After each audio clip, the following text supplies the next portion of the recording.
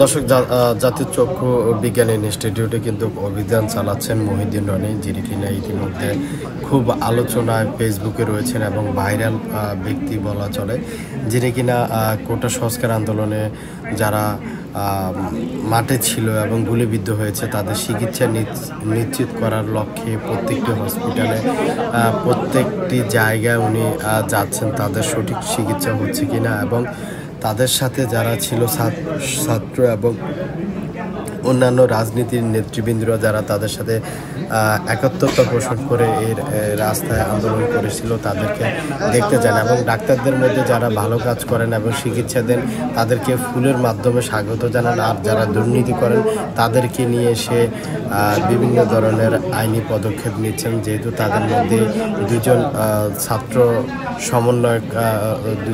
সমন্বয়ক ছিল, আসিফ এবং নাহিদ, তারা কিন্তু উপদেষ্টা মণ্ডলীর সদস্য হয়েছিলেন। এবং দর্শক, আরেকটি বিষয়, এই মহিউদ্দিন কিন্তু যখন রেল দুর্নীতি হয়ে থাকে একটা টিকিট কাটা কেন্দ্র করে সে আন্দোলন গড়ে তুলেছে এবং রেলের যে সিন্ডিকেট সেটি উনি ভেঙে দিয়েছেন।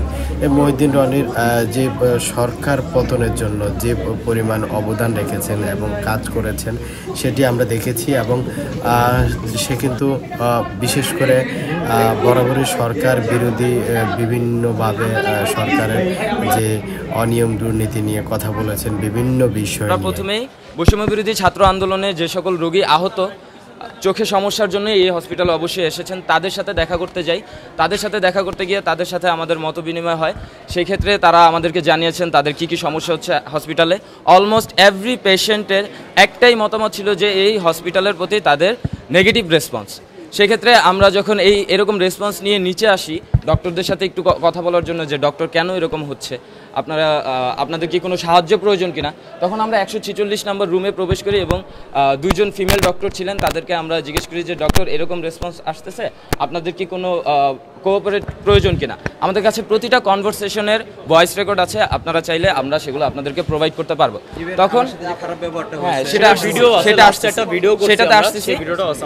আমরা তারপরে ডক্টর এই সকল ঘটনাকে ডিফেন্ড করতে শুরু করলেন। তখন আমাদের দুইজন ডক্টরের সাথে কনভারসেশন শুরু হয়।